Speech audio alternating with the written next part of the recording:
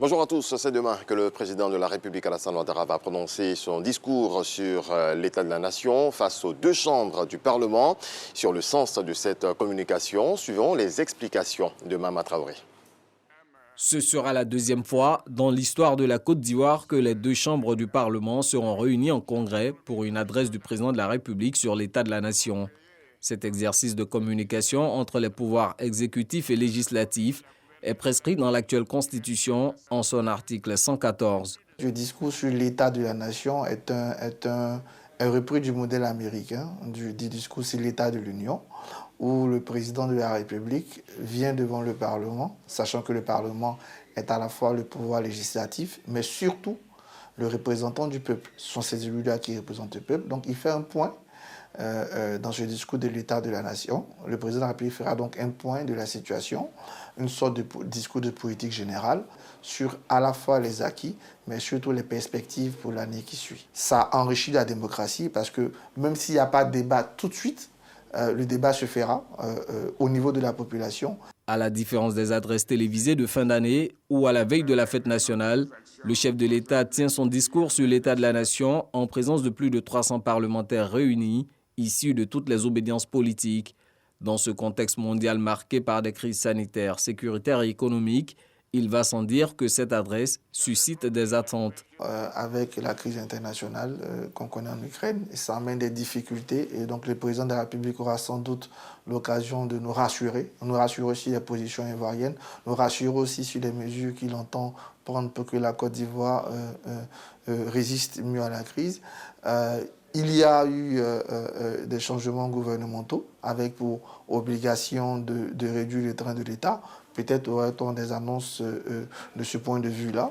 On peut avoir des annonces aussi autour de la Constitution. Par le passé, le Parlement, alors représenté par l'Assemblée nationale, avait accueilli des chefs d'État venus rendre compte de la vie de la nation. Le président Houphouët-Boigny s'est adressé en janvier 61 voilà, et en janvier 62 à l'Assemblée nationale qui était réunie. C'était des moments importants, surtout le discours de 62, qui était un discours où il avait expliqué en quelque sorte sa politique extérieure et les orientations de la politique intérieure. En 61, il était revenu sur le bilan de la première année, des premiers 6 mois en fait. Mais c'est surtout 62 où il a fait un vrai bilan et une nouvelle orientation pour ce qui allait être annoncé. Le président Rikonan Bédié s'est adressé aussi à l'Assemblée nationale le 22 décembre 1999. Désormais, cet exercice de redevabilité est consacré par la Constitution. Précision, le message du président de la République sur l'état de la nation ne donne lieu à aucun débat, comme l'indique l'article 114 de la Constitution. L'actualité, c'est aussi la fête de Pâques célébrée dans les églises. La Pâques qui symbolise la résurrection du Christ et sa victoire sur la mort. Les paroisses ont été prises d'assaut ce dimanche. Sephora Zegui. Christ est sorti vivant du tombeau, il est ressuscité. Ce sont les paroles du chant interprété par la chorale en ce jour de Pâques. C'est dans la joie et la reconnaissance que les chrétiens de l'église Saint-Bernard d'Atoban ont commémoré la résurrection de Jésus-Christ d'entre les morts.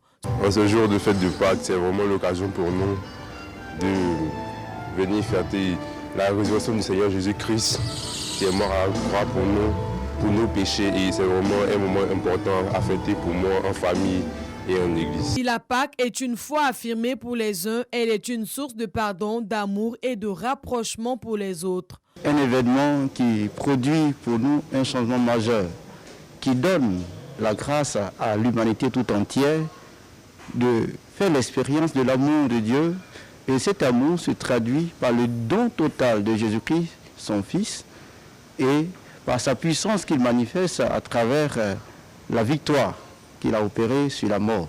À l'église évangélique Sema de la Riviera à Toban, le pasteur invoque des bénédictions pour les Ivoiriens. En ce jour où nous commémorons la Pâque, la résurrection de Jésus-Christ, je souhaite la vie, la grâce et la prospérité du Seigneur à tous les chrétiens du monde entier et à tous ceux qui ne sont pas chrétiens. La fête de Pâques, rappelons-le, marque à la fois la passion, la crucifixion et la résurrection de Jésus-Christ. Dans le reste de l'actualité, en Guinée, le ministre de l'Administration du Territoire et de la Décentralisation, Mori Kanté, a détaillé vendredi 10 étapes clés devant mener à la restitution du pouvoir à des civils élus sans donner de calendrier ni fixer d'échéance. Il a tenu ses propos à l'ouverture du cadre de concertation inclusif, un nouveau forum censé faciliter la transition politique après le coup d'État militaire de septembre 2021.